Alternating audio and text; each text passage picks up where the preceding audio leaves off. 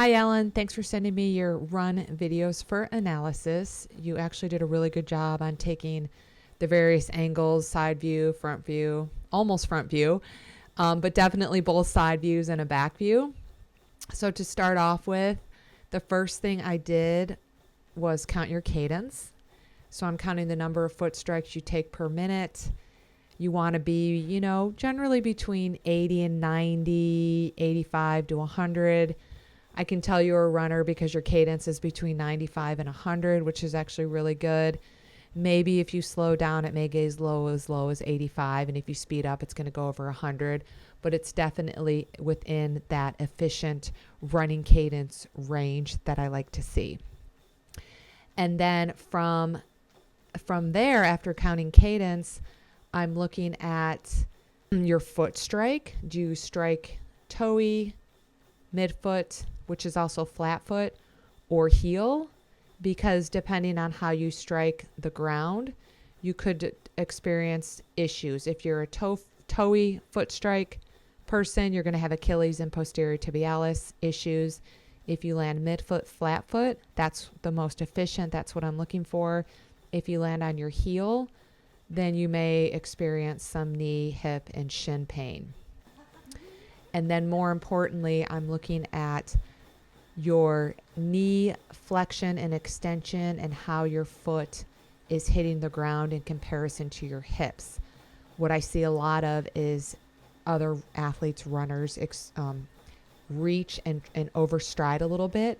So they're landing a little bit more on their heel and they're landing in front of their hips. So due to the overstriding, they're landing too far in front of their hips, which is the reason that's going to cause some hip, shin, and knee pain. So getting back to you, number one, your cadence is great. I counted it was about 95 to 100 1-foot strikes per minute. That looks really good.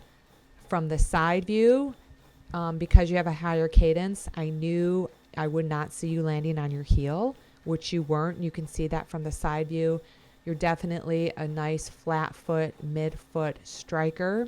You have that nice hip drive, knee flexion, landing under the center of your hips, under the center of gravity. That looks great. The main thing I noticed, especially from the side view, is lack of forward lean.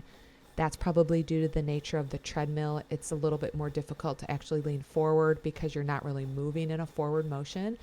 But just be mindful of it. You want to lean forward from your ankles, not your hips. The more forward you lean, the faster you will go without the effort. Just by nature of a forward lean, that's your accelerator.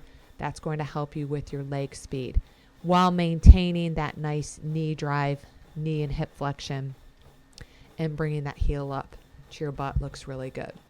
So let's move on to the back view. Again, it's just confirming what I see from those side views, front views, is that you do have a nice foot strike. You're not landing on your toe. You're not landing on your heel.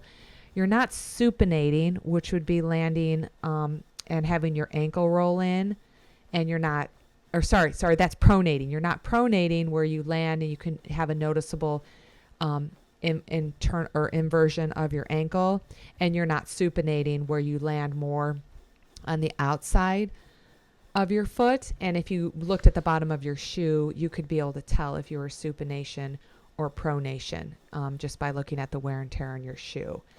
And then also from the back view, I'm looking to see if you have any internal rotation of your heel.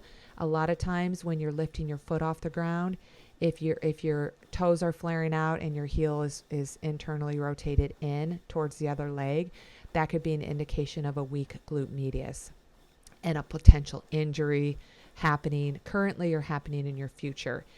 And you appear to bring your heel up and there's no rotation at all. So that actually makes me happy, because I do see usually from other runners, the left side or their right side, they have a little bit of strength and balance in those hips. You're not rocking from the hips. There's no back rocking or anything like that. I see your arm swing. You're pulling back from your elbow. You don't have robot arms, and you just actually look really relaxed. So the main thing, and your arms are bent at 90 degrees, so that looks good. The main thing is to relax your fingers. I notice your thumb, I think it's a left thumb, is up like you're hitchhiking. There's something minor. Just be aware of that. And like I said, focus on that forward lean, especially when you're outside and you're trying to go faster. Think forward lean and see how much that helps. Again, I want to thank you again, sending me your run video for analysis. And if you have any questions, you can just shoot me an email. Hope you make it a great day. 2, 1.